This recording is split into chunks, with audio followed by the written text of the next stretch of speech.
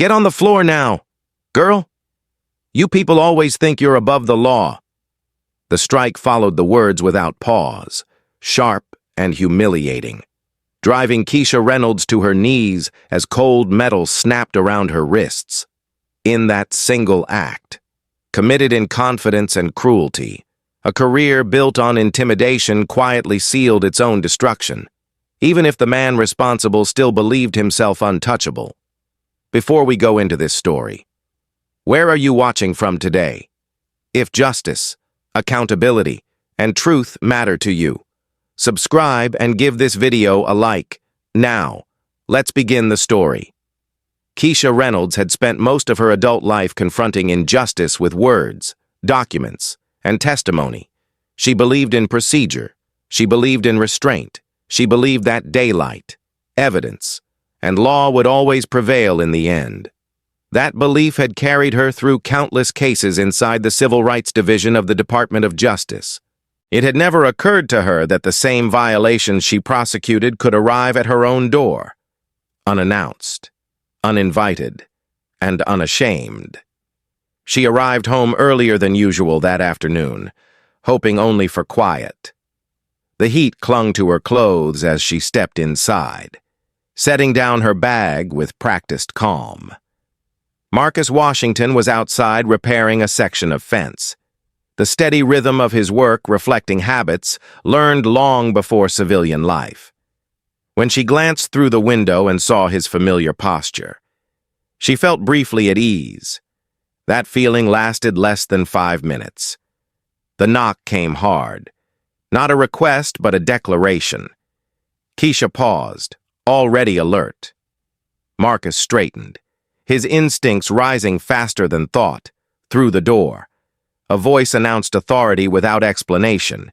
Kesha did not open it fully. She did not argue. She asked one question, measured and lawful. Do you have a warrant? That question alone shifted the air. It marked her, not as a citizen, but as a problem. Sergeant Brent Caldwell did not tolerate questions. He had built a reputation on ending them quickly. To him, the law was not a boundary, it was a tool, flexible when it suited him, invisible when it did not. He pushed forward, crowding the doorway, his presence deliberate and invasive. Marcus stepped between them, calm but firm, reminding them of their limits. Caldwell responded with a thin smile that carried years of practiced contempt. In his mind, this encounter had already been decided. The entry was violent and sudden. Furniture shifted. Balance was lost. Marcus was forced down, his arms twisted behind him with enough pressure to send a clear message. Kesha protested, her voice steady despite the shock. She named the violation. She named the Constitution. She named her employer. When she said she worked for the Department of Justice, Caldwell did not retreat. He leaned in. To him, that admission did not bring caution. It brought opportunity. He spoke louder then, making sure the words carried. He wanted her to feel small. He wanted her to feel isolated. He wanted her to understand that credentials meant nothing where he stood. The cuffs were applied with force, the metal biting into her skin as she was ordered lower. The humiliation was intentional. The message was unmistakable. This was about control, not law, as the house was searched, methodically but dishonestly. Kesha watched every movement. Drawers were emptied without care. Closets were opened without reason. At one point, an officer produced a small bag and held it up like a trophy. Kesha recognized it instantly for what it was.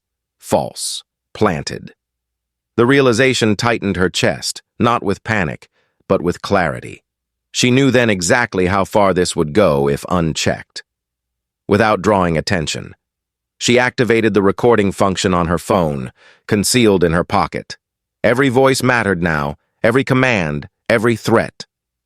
She understood the importance of sequence, of tone, of proof. This was no longer just survival. This was documentation. Marcus endured the treatment in silence now. absorbing pain he did not deserve, his mind tracking faces, memorizing details. Years of military training kept him present, focused, refusing to give them the satisfaction of fear. When he looked at Kesha, he saw resolve reflected back at him. Neither of them begged, neither of them broke. That defiance, quiet and dignified, angered Caldwell more than any shout could have. Caldwell spoke freely, convinced no one would interrupt. He referenced confessions. He referenced consequences. He spoke as though he were untethered from oversight, from accountability, from the future itself. He believed daylight protected him. He believed familiarity protected him. He believed the system had always protected him, and therefore always would.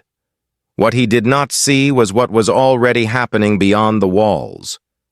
Neighbors had noticed the unmarked vehicles. Phones were raised. Calls were made. The story was already moving faster than he could contain. Each minute added witnesses. Each word added weight. Each action tightened the noose he could not yet feel. Kesha understood this shift instinctively. She had seen it before from the other side of the table. She knew how cases began. She knew how patterns formed. She knew that unchecked confidence was often the first crack in a corrupt structure, as she sat restrained, dignity intact despite the circumstances.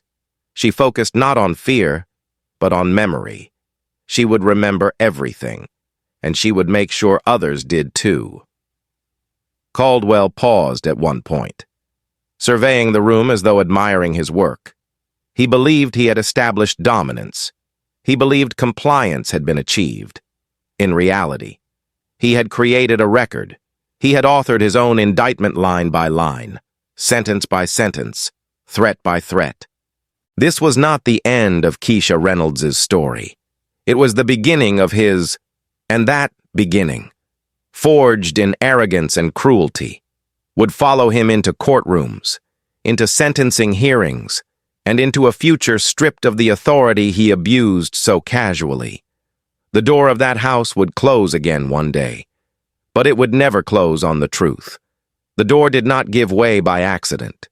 It was forced with purpose, the sound sharp and final, announcing that whatever followed would not respect consent or restraint. Kesha Reynolds felt the impact travel through the house as the safety chain tore loose and the threshold collapsed under a boot that did not wait to be invited. Sergeant Brent Caldwell entered first, sunglasses still on despite the daylight pouring in behind him. His posture relaxed, his confidence absolute.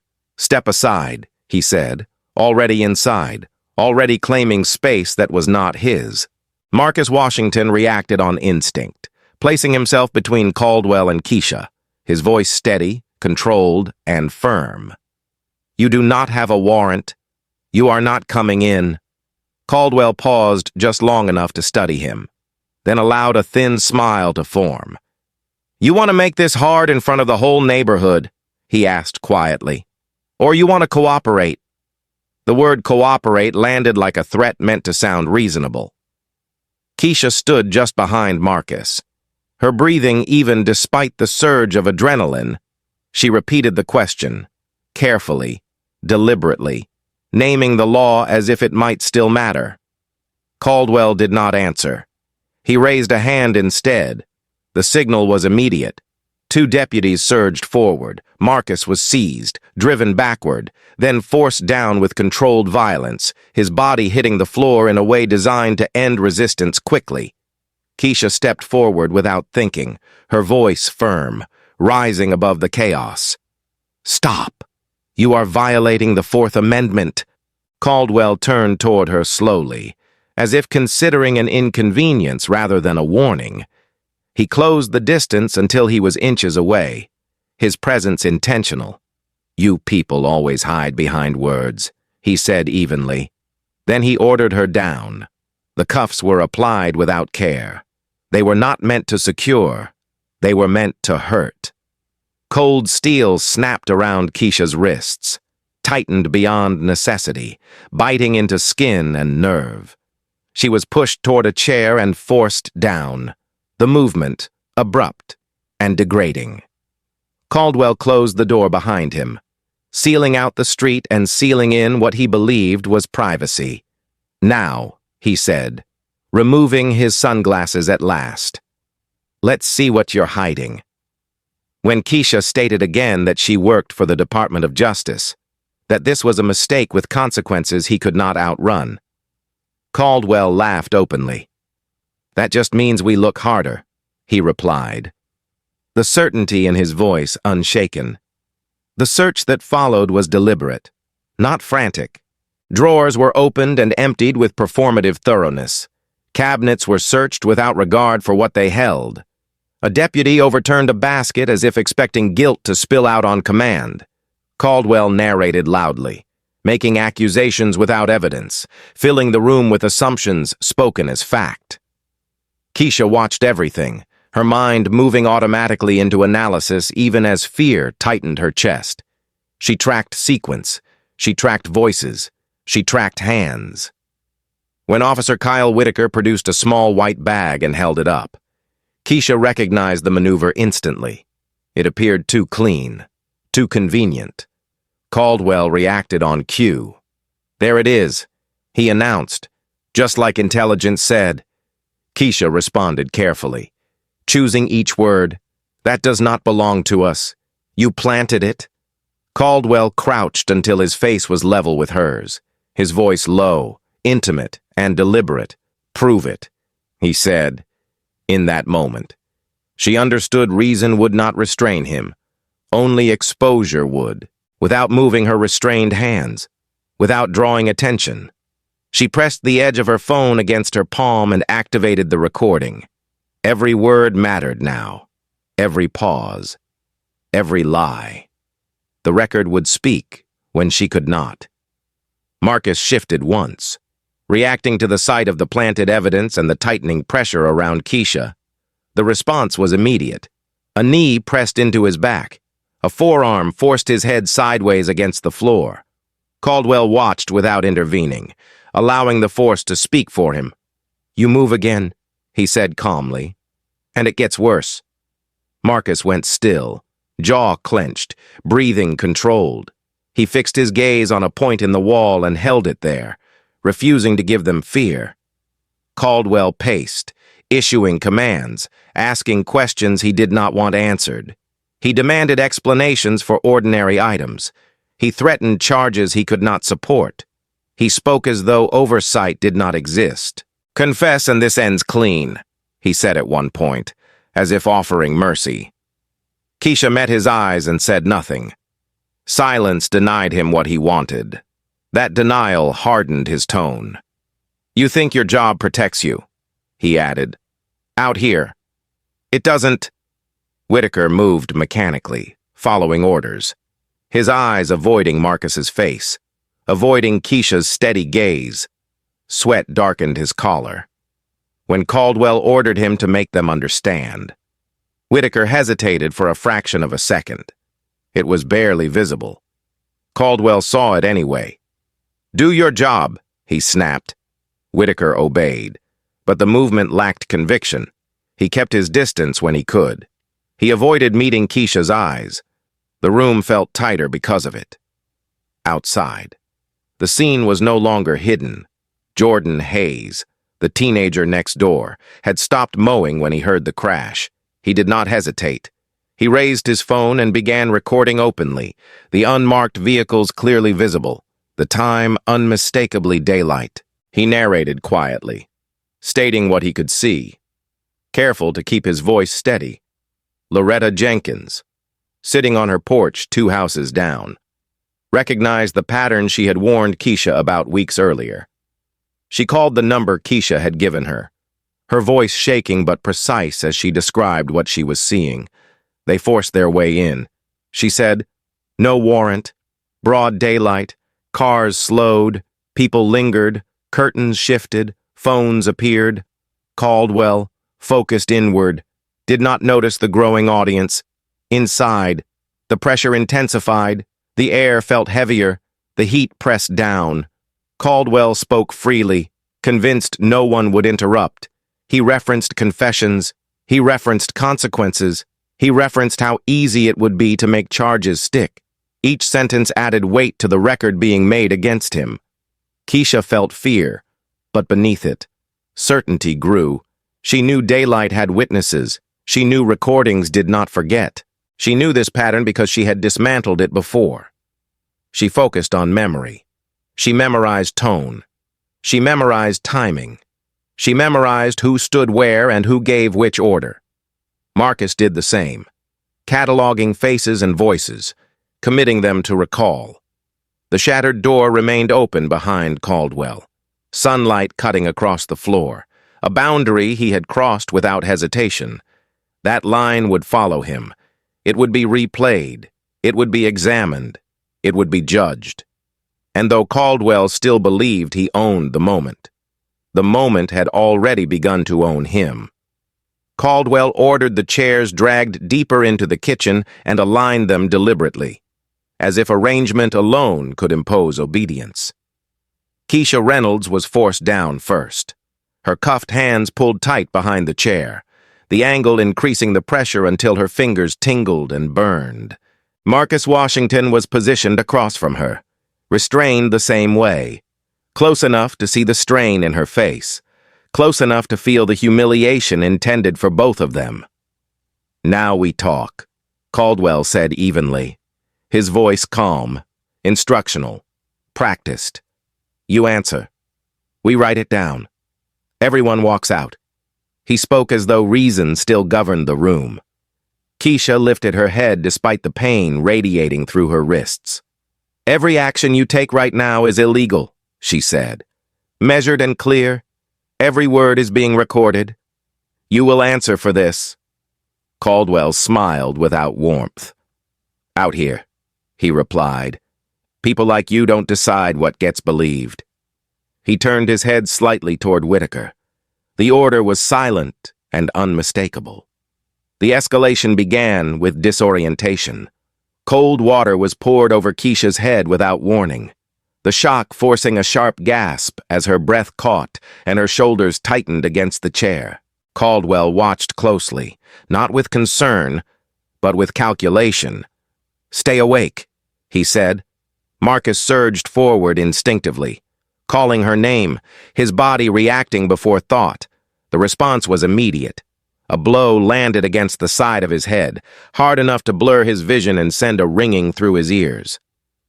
"Sit still," Caldwell said calmly. "You don't get to intervene." Whitaker stood near the counter, shoulders tight, jaw clenched, his hands unsteady as he lifted the taser just high enough to be seen.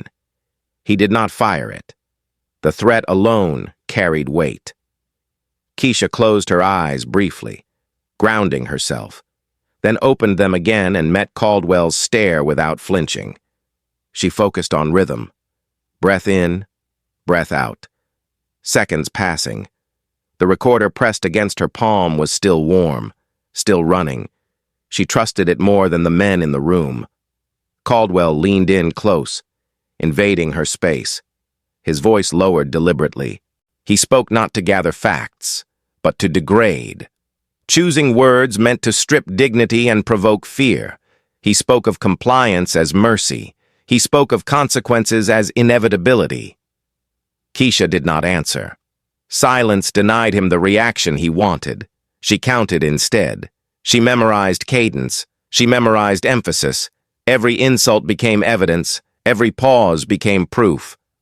Marcus shifted again when Caldwell stepped too close to Kesha, instinct overriding restraint. The response came fast.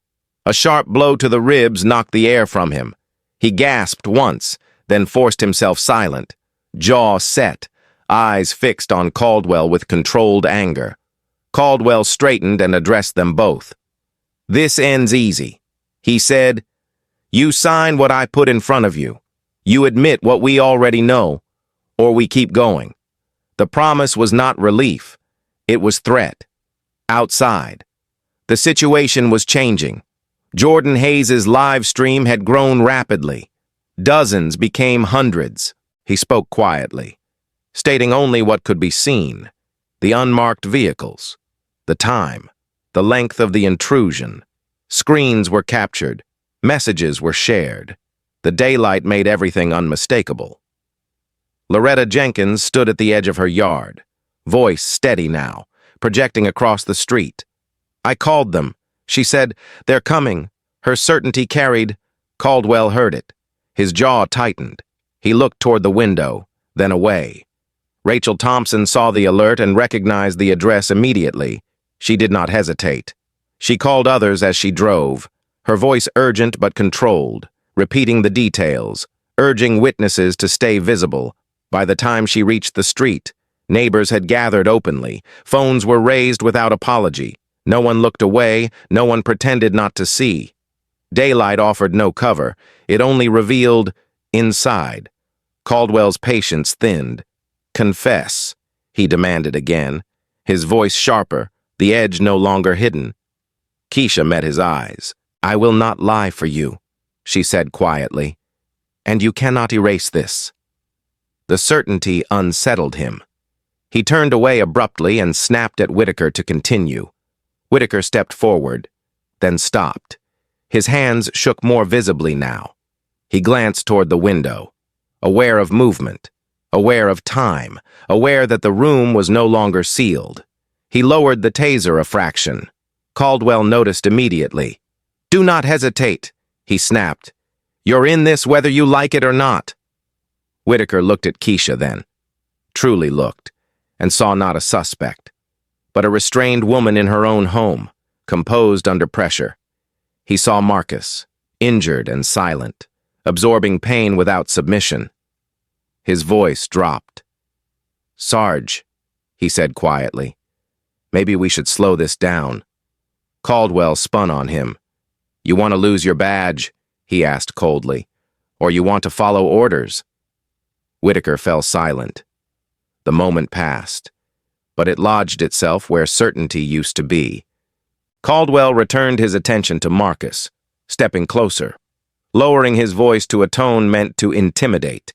He referenced charges, he referenced consequences that would follow families, careers, and futures. Marcus listened without responding, breathing measured, posture controlled despite the pain in his ribs and head. He knew what Caldwell wanted. He would not give it to him. Kesha felt the room tightening, not just around her wrists, but around the men themselves. Caldwell's confidence was no longer smooth. It was strained. He checked the door once, then again. The voices outside grew louder. A knock came, firm and unmistakable, followed by a voice calling out clearly. Naming authority Caldwell did not control. Sheriff's Department. Caldwell called back reflexively, then stopped, realizing the mistake even as it left his mouth. The authority he relied on was no longer his alone. Marcus lifted his head despite the ache in his ribs. "They see you," he said hoarsely. "Everyone sees you." Caldwell struck him again, but the blow lacked its earlier certainty. It landed out of frustration, not command. Kesha watched, her resolve hardening. She understood the shift. Fear had changed hands. The pounding on the door intensified. Names were spoken. Orders were issued. The voices were calm, firm, and unmistakably federal. Caldwell moved toward the door, placing his body between the kitchen and the entrance, weighing options that no longer favored him. He spoke quickly now, issuing commands that no longer carried weight. The daylight he had trusted was turning against him. The silence he depended on was gone. The record was already outside the room. Kesha remained upright in the chair, wrists aching, shoulders stiff, body exhausted, focus unbroken. She knew this phase was ending. What followed would be louder. What followed would be public. And no matter how Caldwell tried to regain control of the afternoon, the truth had already escaped the house, moving forward without permission, without fear, and without him. The first sound that cut through the shouting was not anger, but authority, firm and unmistakable, the kind that does not need volume to be obeyed. Tires crunched on the dirt road outside, engines idled, and doors closed with purpose. Blue and red reflections flickered briefly across the kitchen walls before settling into stillness. Detective Sofia Ramirez stepped onto the porch and knocked once, hard and controlled. "Department of Justice," she announced. "Open the door now. Inside." Sergeant Brent Caldwell froze for a fraction of a second, the kind of pause that comes when certainty fractures. He moved toward the door, then stopped, scanning the room as if searching for a version of events he could still command. The voices outside were no longer distant. They were close. They were watching. Caldwell pulled the door open just enough to block the entry with his body. "This is an active investigation," he said sharply. "You're interfering." Ramirez did not raise her voice. She did not step back. "Uncuff them immediately," she replied, "and step aside," when Caldwell tried to argue. She pushed past him without hesitation, the authority in her presence settling the room like a weight. Her eyes took in the scene in seconds, the chairs, the restraints, the injuries, the bag on the counter. She did not need an explanation. "This ends now," she said, each word measured. "Remove the cuffs." Caldwell reached for justification that no longer held. "We had intelligence," he said. "Drug suspects." Ramirez glanced once at the bag, then back at him. "That's flour," she said, "and half the street watched you force entry in broad daylight." She turned to the agents behind her.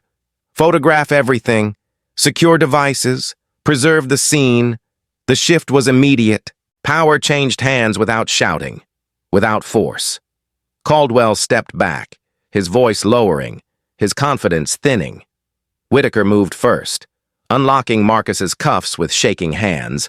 Marcus exhaled sharply as blood rushed back into his wrists, pain flaring before settling. Kesha's cuffs came off next.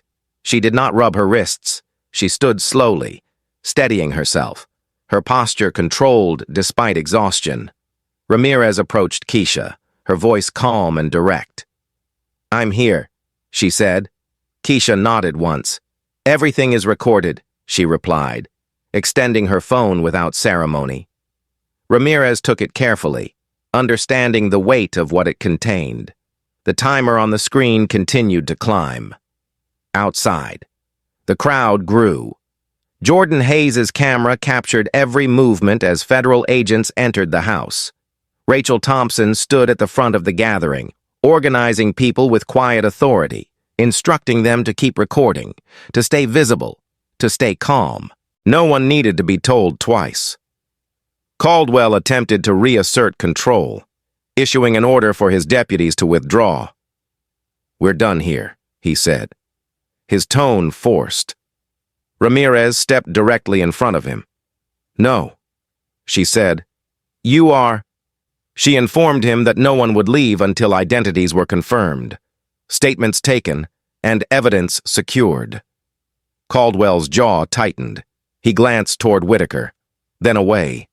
The man who had relied on isolation now stood exposed, surrounded by witnesses, cameras, and federal authority. The daylight he trusted had become a spotlight. Darnell Brooks appeared on Kesha's phone via video call as Ramirez handed it back. "I represent Ms. Reynolds and Mr. Washington," he said immediately. "I want names, badge numbers, and body camera footage preserved. I want dispatch logs and radio traffic secured." Ramirez nodded. "Already happening," she replied. "Nothing gets deleted." Caldwell heard the name of the federal prosecutor when Ramirez added it calmly. Emily Carter was on her way. The effect was visible. Caldwell took a step back, his boots scraping the floor, the future pressing closer than he had ever allowed himself to imagine. Outside, neighbors blocked the driveway with their vehicles. Not aggressively, but deliberately. No one touched the deputies. No one shouted insults. They stood with phones raised, presence undeniable. Rachel Thompson led a chant that rose and fell evenly, focused and measured. No justice, no peace. The words carried not as threat, but as record. Caldwell watched through the window as control slipped further from his grasp, frame by frame. Whitaker approached Ramirez quietly. "I need to speak to you," he said, privately. Ramirez studied him for a moment, reading more than his words. "Outside," she said. Whitaker walked past Caldwell without looking at him. That single act said more than any statement. Caldwell stood alone in the kitchen now, the center of a scene he no longer directed. His deputies avoided his eyes. His authority had evaporated. Paramedics arrived and moved with methodical care, documenting injuries, photographing marks, asking measured questions. Marcus insisted Kesha be examined first. She insisted he be seen with her. Ramirez watched closely, noting not just injuries, but composure. This was restraint under pressure. It contrasted sharply with the agitation spreading through Caldwell's movements. He spoke less now. He watched more. Each glance toward the door betrayed calculation that no longer mattered. Statements were taken, times were logged, names were repeated to ensure accuracy. Ramirez instructed agents to canvass the street for additional recordings. Phones were collected with consent. Neighbors complied willingly.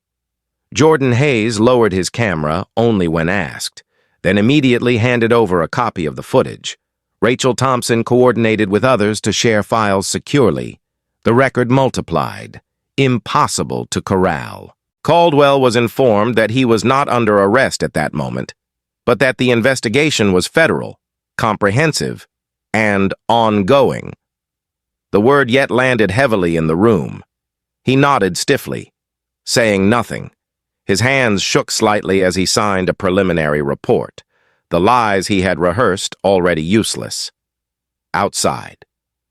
Cameras captured him exiting the house under federal supervision, his face exposed, his name already circulating beyond the street.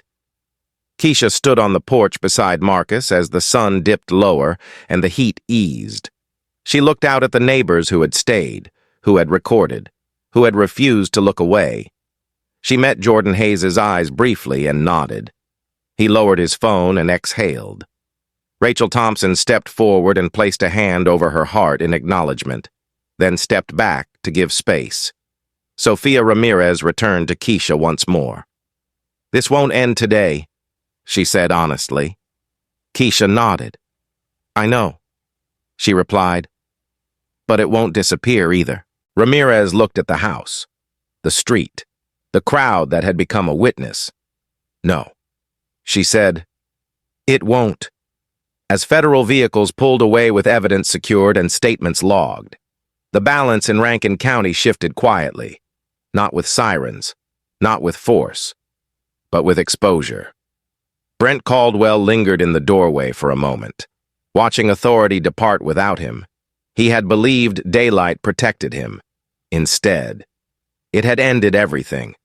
The investigation did not move quickly, and it did not move quietly. It advanced with patience, precision, and a discipline that left no room for improvisation or escape within 48 hours. The Department of Justice formally opened a federal civil rights investigation into the Rankin County Sheriff's Department, naming the events inside Kesha Reynolds' home as the initiating incident.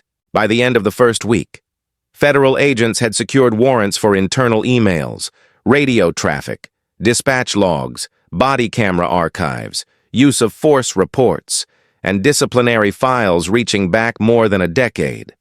What Sergeant Brent Caldwell had treated as routine intimidation was reclassified as a pattern. What Deputy Chief Victor Lang had buried as paperwork was elevated into evidence with dates, signatures, and approvals attached. Sophia Ramirez led the inquiry without spectacle. She avoided press conferences and refused commentary. Her team rebuilt the afternoon minute by minute, comparing call times against vehicle movement, matching report language to audio recordings, and documenting every unexplained gap. Body cameras that went dark were flagged and traced to specific supervisors. Reports that mirrored one another too closely were examined for coordinated language. Each inconsistency led to another file. Each file revealed another complaint. At first, the department closed ranks, relying on habit and loyalty. Then the ranks thinned as facts accumulated and defenses failed. Kesha Reynolds returned to work within weeks, not because she felt whole, but because the process required her presence. She submitted to interviews that lasted hours, repeating the same details with exacting consistency. She spoke without embellishment and without accusation, trusting the evidence to carry the weight she refused to perform. The trauma followed her home. Sleep came in fragments. Sudden sounds tightened her chest. Still, she showed up, again and again, knowing endurance mattered more than volume. Marcus remained beside her, attending every session, steady and protective, absorbing what she could not carry alone. Jordan Hayes's video became the fulcrum of the case. Released publicly after careful legal review, it spread faster than any statement ever could. The daylight was unmistakable, the duration of the intrusion undeniable, the absence of a warrant irrefutable. National networks aired it without narration, allowing the footage to indict on its own. Millions watched, thousands shared similar stories. Complaints that had once been isolated now aligned into a recognizable pattern across counties and years. What began as a local incident became a national examination of how authority operates when it believes no one is watching. Rachel Thompson organized with discipline rather than fury. She filed permits, coordinated marshals, and insisted on calm. Protests outside the county courthouse grew steadily, not because of chaos, but because of restraint. Signs carried simple language, accountability, oversight, reform. County officials issued cautious statements. State leaders requested briefings. Silence became politically expensive. Every public appearance now carried questions that could not be deflected. Victor Lang attempted damage control behind closed doors. He authorized internal reviews designed to appear cooperative while shielding senior leadership. The strategy collapsed quickly. Ramirez's team recovered deleted files using federal forensic tools, including complaints Lang had personally marked unsubstantiated, dates aligned with incidents involving Caldwell's unit, witness statements matched internal memos. Performance reviews revealed a pattern of praise following questionable stops. The evidence no longer suggested tolerance. It showed management. Kyle Whitaker broke after weeks of isolation. When federal prosecutors presented the evidence, they did not threaten him. They showed him timelines. They showed him messages. They showed him how narrow his remaining choices were. Whitaker requested a private meeting. He admitted his role without excuses. He described Caldwell's leadership style, the understood rules, the unspoken consequences of hesitation. He identified Lang as the architect of protection, the man who erased consequences before they reached daylight, in exchange for cooperation. Prosecutors offered consideration, not forgiveness. Whitaker accepted. His statements dismantled the shield from the inside. The fallout accelerated. Caldwell was placed on administrative leave, then terminated.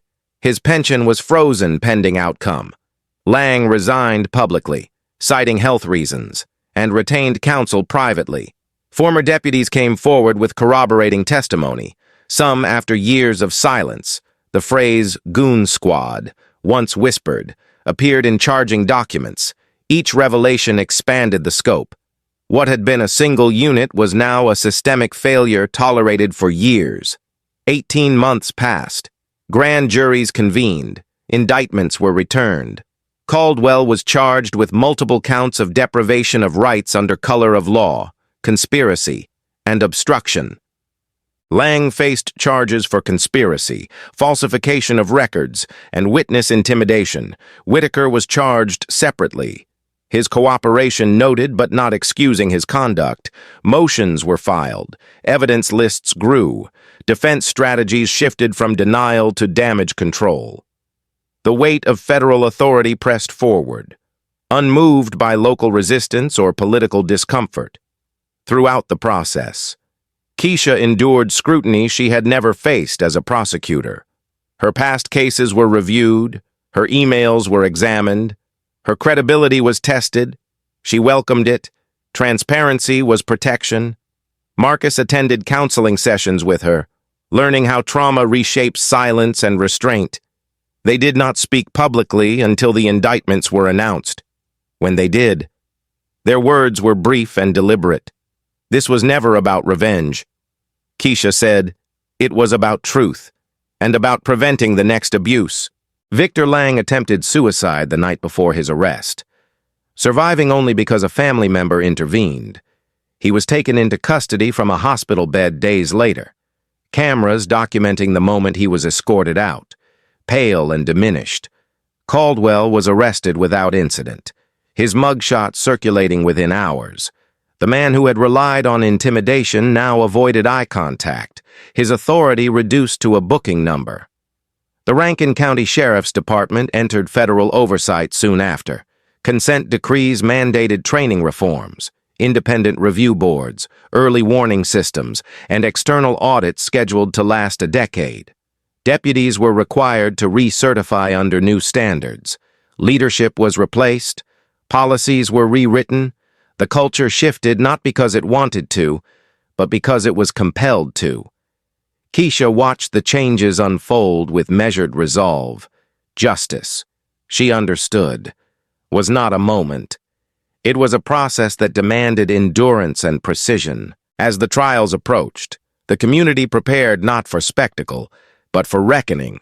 What had begun in a kitchen under harsh light had become a national record, and there would be no turning back. The trial began on a clear morning in Jackson, Mississippi, under federal jurisdiction and sustained national attention. Yet inside the courtroom, there was no spectacle, only gravity.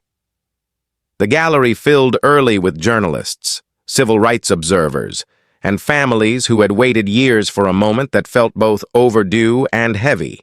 Brent Caldwell entered first, shoulders squared by habit, eyes fixed ahead, the swagger that once defined him reduced to posture alone.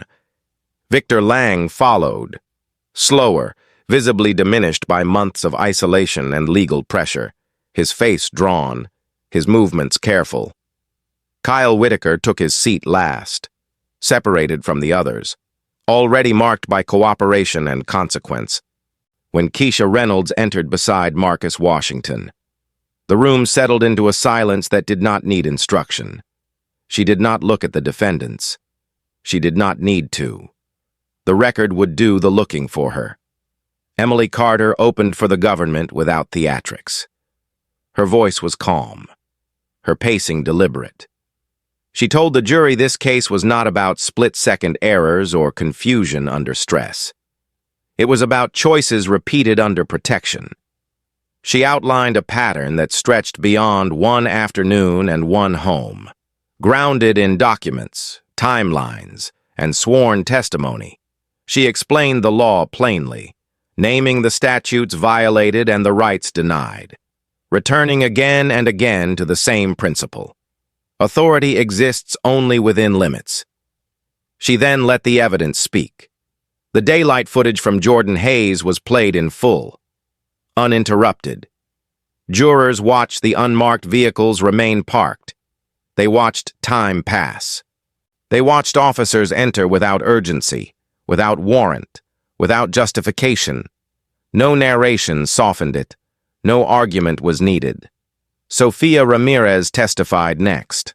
Walking the jury through the investigation with precision, she explained how files were recovered, how deletions were traced, how gaps in body camera footage aligned with moments of escalation. She showed how reports shared identical language across incidents separated by years, how approval signatures appeared again and again. Defense counsel objected repeatedly, arguing relevance, arguing speculation. The judge overruled them with patience. The pattern was not speculative. It was documented. Kyle Whitaker took the stand under oath. His voice controlled but visibly strained. He admitted his role without minimizing it. He described the culture that shaped his decisions, the expectations set by Caldwell, the understanding that resistance carried consequences that would follow careers and families. He named Victor Lang as the man who ensured those consequences never reached daylight. When cross-examined, Whitaker did not deflect. He did not argue. He answered directly, acknowledging his guilt and the limits of his cooperation. The courtroom remained still as he spoke.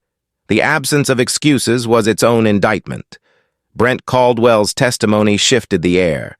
He spoke longer than necessary, framing control as procedure, aggression as order. He relied on language that suggested entitlement rather than accountability.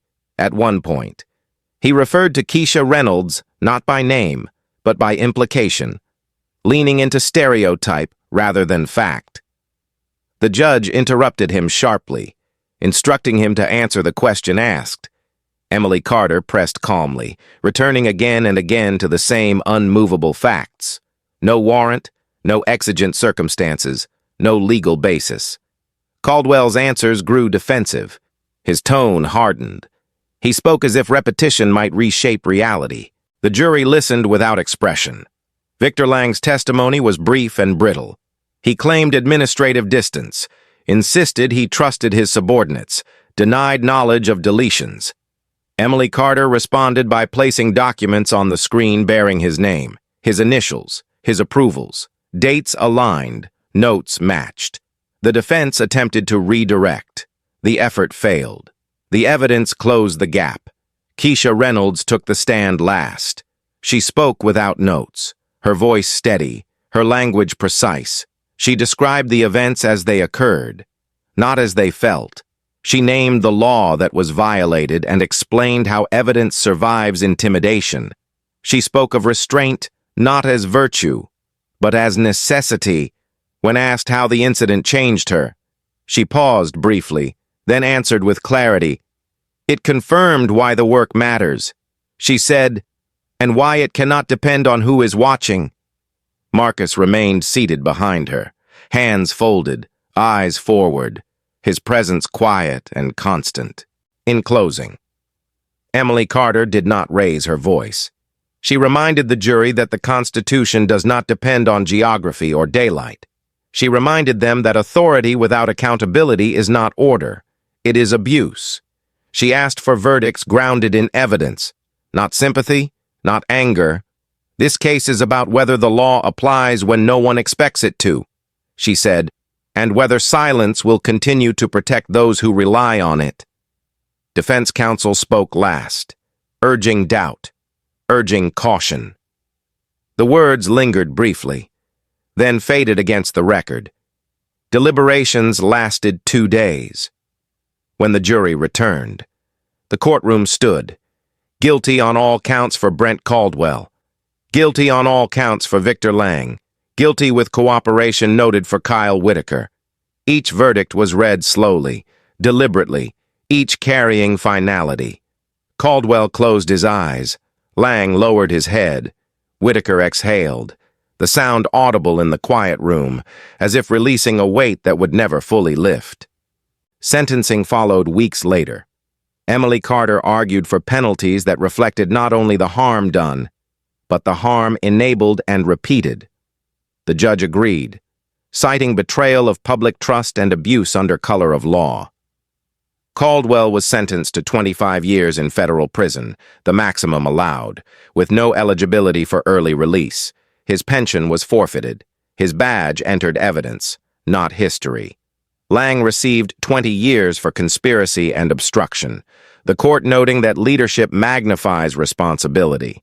Whitaker received 15 years, reduced for cooperation, the judge stating plainly that accountability does not disappear because conscience arrives late, as the sentences were read. Kesha did not react. Marcus squeezed her hand once.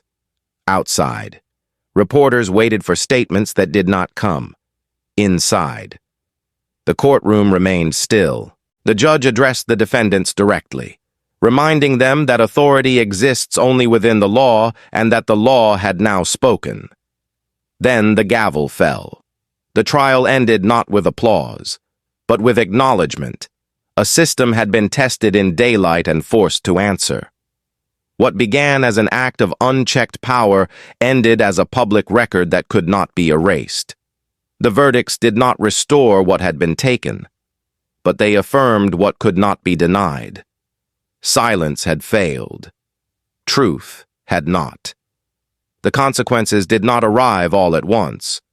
They unfolded slowly, deliberately, touching every life connected to that afternoon and leaving nothing untouched.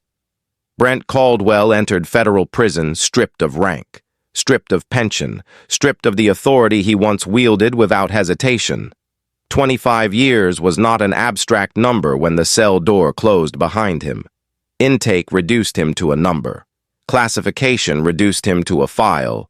Inside, his reputation preceded him. Other inmates knew who he was and what he had done. Protection was limited. Respect did not exist. The posture he once relied on carried no weight here. Within a year, letters from home stopped coming. His wife filed for divorce and was granted it without contest. His son refused all contact, changing his last name and erasing the connection publicly and privately. Caldwell learned what it meant to live without control, measured only by routine, isolation, and time that did not bend. Kyle Whitaker served his 15-year sentence at a separate facility, isolated by necessity and reputation. Cooperation spared him decades, but it did not spare him consequence. His days settled into repetition, his nights into regret. He lost custody of his child after the conviction, a decision upheld without sympathy. Appeals failed. When he was released years later, he carried no welcome back into society. Alcohol followed him, so did avoidance. He moved across state lines and kept his past unspoken. Sirens tightened his chest. Uniforms forced his eyes down. Accountability followed him quietly, without spectacle and without relief. Victor Lang did not complete his sentence, entering prison already diminished. His health eroded under the strain of exposure and collapse. 5 years into his 20-year term, he suffered a fatal heart attack alone in his cell. There were no statements from former colleagues, no public remembrance, no acknowledgement beyond a filing that closed his case. The man who erased records and silenced complaints became a footnote in legal precedent. His death did not bring closure. It only ended his ability to answer further questions. The Rankin County Sheriff's Department entered federal oversight within months of the verdicts. The consent decree was expansive and unforgiving. Independent monitors were embedded. Use of force incidents were reviewed externally. Early warning systems flagged behavior patterns before escalation. Deputies were required to recertify annually under revised standards. Body camera failures triggered automatic review. Leadership was replaced. Promotions were frozen until compliance benchmarks were met. Resistance surfaced quietly, then faded under scrutiny that did not blink. Change arrived not because it was welcomed, but because it was enforced. Kesha Reynolds returned to her work with a quiet resolve shaped by experience rather than anger. The Department of Justice promoted her within the Civil Rights Division, recognizing not only her legal skill, but her endurance under scrutiny. She accepted the role without ceremony. Her focus shifted from individual cases to systemic reform, policy development, and oversight frameworks designed to prevent silence from taking hold again. She founded a victims support fund, providing legal assistance, counseling, and relocation resources for those harmed by police violence. The fund carried no slogans. It carried purpose. Survivors received help without conditions, without publicity, and without expectation. Healing did not arrive quickly. Some nights, sleep remained fractured. Certain sounds still tightened her chest. But healing advanced with structure and support rather than denial. Marcus remained steady beside her, his presence quiet and constant.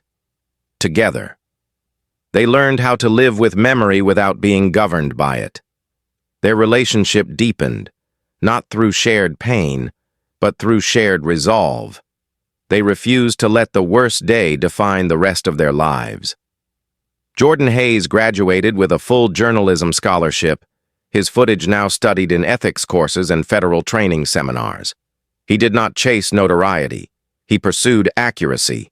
His work focused on documentation rather than outrage. He learned early that careful recording changes outcomes when done without distortion. Rachel Thompson continued organizing beyond county lines, advising communities on lawful protest, sustained pressure, and disciplined visibility. Her approach rejected chaos in favor of persistence. Reform, she knew, did not survive fury. It survived attention. Each year, the community gathered quietly to mark the day everything changed. There were no dramatic speeches, no reenactments. There was acknowledgement. The door of Kesha Reynolds's home still stood, repaired but unhidden. It became a symbol not of violation, but refusal. Refusal to forget. Refusal to normalize abuse. Refusal to allow silence to masquerade as order, nationally. The case reshaped oversight models and training standards. Federal guidance cited the investigation as precedent. Prosecutors referenced it when arguing pattern and practice. Departments revised policies knowing daylight was no longer a shield. The lesson was not emotional. It was procedural. Evidence matters. Witnesses matter. Records matter. Accountability is not optional. Kesha was invited often to speak publicly. She declined most requests. When she did speak, her words were brief and deliberate. She did not recount pain. She explained process. She reminded audiences that reform is not a moment, but vigilance sustained over years. She sought understanding, not applause. The impact was deeper because of it. Years later, under the same Mississippi sky, Kesha stood on her porch beside Marcus and listened to the quiet that had once been broken. The neighborhood had changed. The county had changed. Not perfectly, not completely, but measurably. Patrol cars passed without stopping. Doors closed at night without fear. Children played without interruption. Justice did not arrive as a single act. It arrived as consequence, oversight, and memory applied with discipline. What began in arrogance ended in reform. What relied on silence collapsed under record. And what was once hidden in daylight was finally seen. The story did not end with punishment alone. It ended with responsibility redistributed, with power constrained by law, and with a door that no longer symbolized terror, but resilience. Under that sky, Kesha Reynolds understood what she had always known in theory and now knew in fact: when truth is documented, when community stands firm, and when the law is forced to answer to itself, justice does not need permission. It only needs light. Thank you for staying with this story until the end. If you believe truth matters and accountability protects us all, please subscribe, give this video a like, and share it so these stories are never buried.